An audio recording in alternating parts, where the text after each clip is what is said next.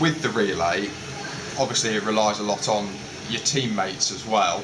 You've already mentioned there's a bit of rivalry and some competition in the camp. Have you sort of been looking at your teammates and saying to each other, we're going to be having a bit of a scrap for that relay position?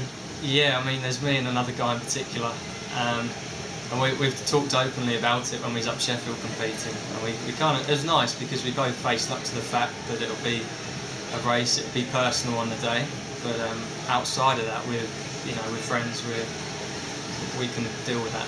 Does it spur you on as well, knowing that you've got openly that friendly rivalry with a teammate who wants the position that you're going for as well? Yeah, that's great. I mean, I'm not sure how he deals with that side, but me personally, I love talking about it and just letting people know you're there and you are willing to race, you're not scared of them.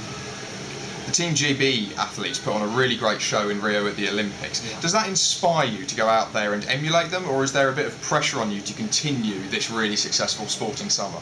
To be honest, I think we're in a real privileged position as Paralympians to be able to watch the Olympians. It's being able to watch them on TV, getting a feel for the environment. But they've done, like you say, they've done fantastic. I think they've surpassed their medal goal. Going out there on most of the sports have done fantastic as well. So I think for us it's going to be a real boost going in. I don't think we'll feel the pressure. We are with the Paralympic side, but we can perform just as good as they've done. But yeah, it's been great to watch. What have you made of the news recently that the Paralympics have had to be scaled back this year? Is it going to take the shine off the Games for you a bit? I don't think so.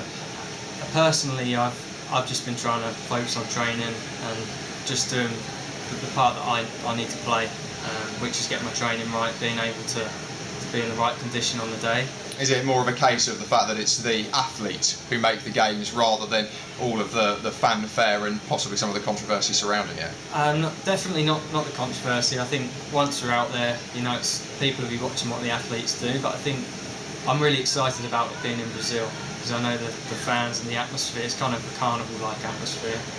So I think, no, definitely the fans make it as well.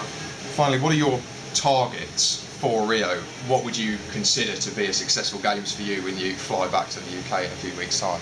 To be honest, I think a lot of people that know me will know that I'm never kind of happy with what I do. I think if I got a world record, I'd be disappointed with some part of it. That's not the goal.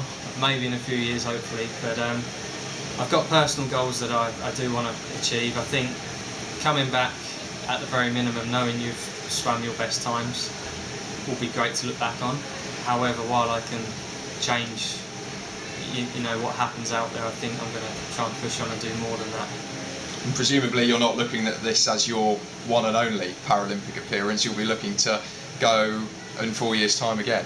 Yeah, we'll take it a day as it comes. I mean, I didn't think a year ago, but obviously last April, since coaching myself, I completely quit the sport anyway. So I didn't think Rio would be an option. So for me, it's just a bonus being there.